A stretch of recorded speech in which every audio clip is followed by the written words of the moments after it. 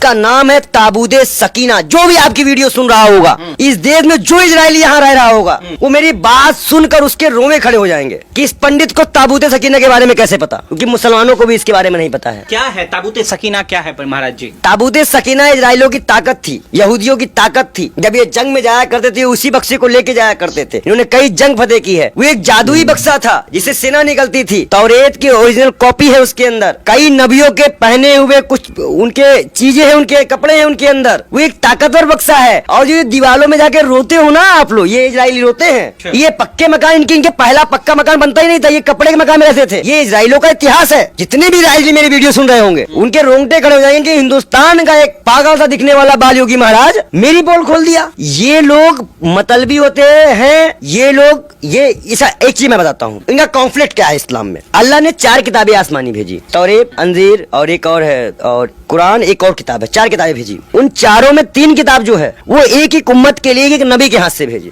वो उसी उम्मत के लिए थी और उसी के लिए थी। लेकिन जो लास्ट पैगंबर हजरत मोहम्मद साहब आए, उनको जो कुरान मिली वो पूरे इस्लाम के लिए थी, पूरे उम्मत के लिए थी।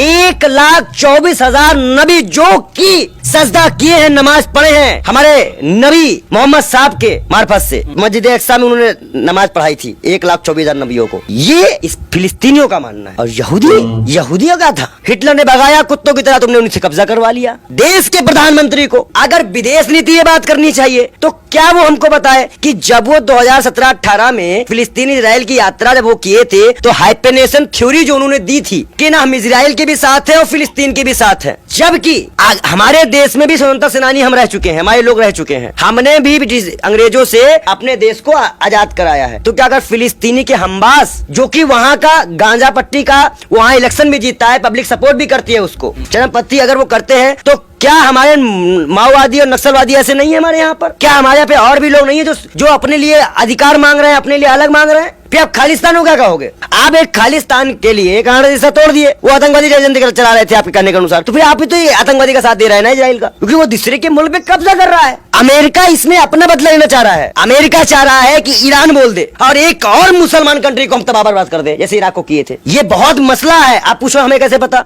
कैसे पता? यूपीएससी स्टूडेंट है हम। मोदी की तरह अनपंग उठा टेक नहीं है, योगी जी की तरह घंटी नहीं बजाते, नहीं करते हम। इसलिए मैंने आपको जो रिपोर्ट दी उसमें इजराइलियों को भी शामिल किया। अब आते हैं इजराइलियों के इतिहास पे। और मैं आपको अच्छी बात बता दूं, जैसे मान लीजिए हम सब हिंदू हैं, आपके कुल देवता अलग होंगे, हमारे कुल देवता अलग होंगे, किसी के अलग होंगे। क्या मैं अपने कुल देवता के पास जाऊंगा तो क्या आप हमें खड़े होकर वहां से लात मार के भगा देंगे? जबकि हमारे पूर्वज, हमारे धर्म का एक ही है, अल्लाह। जब फिलिस्तीनी मस्जिद अक्सा में जाते थे, आज उनको क्या किया गया बताया आपको? क्या किया गया? आज आपने बम ब्लास्ट कर दिया। इससे पहले आप मस्जिदों में हमला करते थे। तो मस्जिदों पे हमला करने वाले आप इस्लाम में कैसे मानने वाले हो सकते हो? जबकि इस्लाम कहता है, ये कुरान कहती है, ये कुरान कहती है कि एक इंसान का कत्ल पूरी इंसानियत का, इस्लाम का कत्ल है अगर कोई बेकसूर मारा जाए। आज आपके बम ब्लास्ट में आप लड़ाकुओं से नहीं लड़ रहे हो, हमास से नहीं लड़ रहे हो, आप आवाम से लड़ रहे हो। आप आवाम पे बम चला रहे हो, आम लोगों को मार रहे हो, उसमें बच्चे तबाह हो रहे हैं, मर रहे हैं। अब भारत ने कभी ऐसे युद्धों का समर्थन नहीं किया, लेकिन मोदी जी तो कर रहे हैं। इतिहास है इस देश के प्रधानमंत्री के लिए। हमारा देश उस वक्त से लेके आज तक, याद करिए, जब हथियारों की ओर यूएसए और यूसीआर का चल रहा था, तब नॉन रिआर्मेंट मूवमेंट बनाकर हमने कहा था नाम यूएसए का साथ देंगे, नाम यूएसआर का साथ देंगे।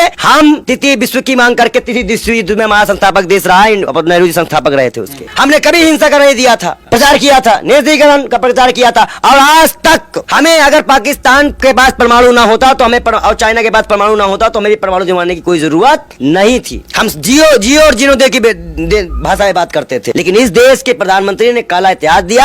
आज अगर वो मानते हैं तो क्या 40 करोड़ मुसलमान की आस्था इजरायलियों से बड़ी हो गई? 40 करोड़ लोगों की जिन्होंने अल्लाह और कुरान की बात करके मोदी जी मस्जिद में जाके बोलते थे, क्या उनसे बड़े हो गए इजरायली? क्या नरेंद्र मोदी अल्लाह से बड़े मानते हैं इजराइल को? ये मेरे भी तो सवाल ही, मेरा नहीं, आम मुसलमान का सवाल है। कहा जा रहा है कि इजराइल पर मोदी जी पे सवाल करिए ना आप। अगर मोदी जी ने ये फैसला दिया है तो उन्होंने क्या सोच के दिया? देखिए, कहीं ना कहीं ये चुनावी तौर पे समर्थन है इजराइल का, राजनीतिक और विदेश नीति देख के नहीं है। पहली बात, कहीं ना कहीं मुझे एक बात का एहसास तो है, और मैं बहुत बस ये जानिए कि मेरी कुछ मैं बोल नहीं सकता इस पे, लेकिन इतना जरूर कहूंगा कि इस देश के प्रधानमंत्री ने नरसंहारों की लिस्ट में इंडिया को जोड़ दिया।